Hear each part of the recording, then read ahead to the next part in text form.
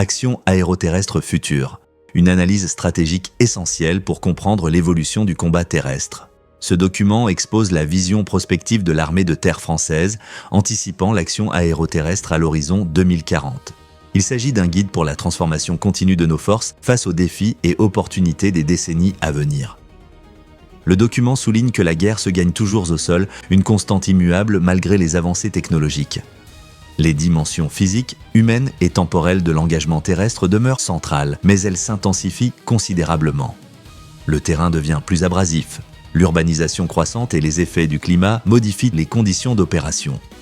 Sur le plan humain, nous observons une multiplication des acteurs, une privatisation croissante de la guerre et une influence numérique grandissante. Temporellement, le rythme des opérations s'accélère, l'information est instantanée et la pression médiatique immédiate. L'environnement stratégique est marqué par des ruptures profondes à l'horizon 2040.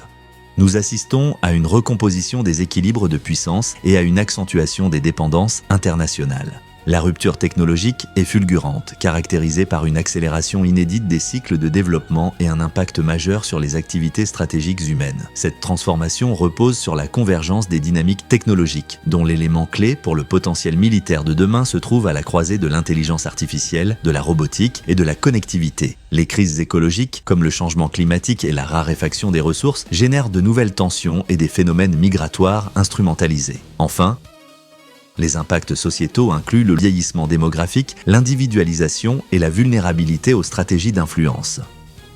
Pour faire face à ces évolutions, l'armée de terre identifie 8 facteurs de supériorité opérationnelle essentiels pour dominer l'adversaire.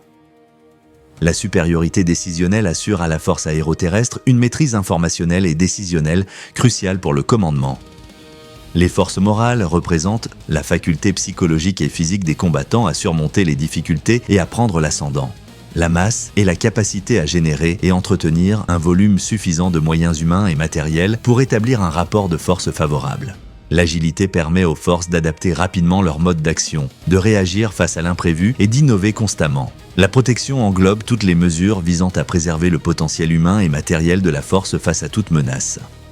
La coopération est la capacité à coordonner et mutualiser l'action avec des partenaires nationaux, alliés ou civils. L'endurance est l'aptitude à soutenir l'effort dans la durée, à résister à l'usure et à la fatigue, tant logistique que psychologique. L'initiative est le pouvoir d'anticiper, de prendre des décisions autonomes et d'exploiter les opportunités pour devancer l'adversaire. Ces FSO sont complétés par 10 aptitudes opérationnelles clés que la force future doit maîtriser. Il s'agit de mobiliser et déployer les forces, de durer face à l'usure, de combiner les effets multimilieux et multichamps, de détruire au contact et en profondeur. Innover, aveugler et sidérer l'adversaire, comprendre l'environnement opérationnel, intégrer en tant que nation cadre et influencer pour gagner la bataille des perceptions sont également essentiels. En conclusion, Action aéroterrestre future est plus qu'un document, c'est un projet de transformation collective. Il nous guide pour adapter notre létalité, notre manœuvre et notre protection, assurant ainsi la victoire future de l'armée de terre.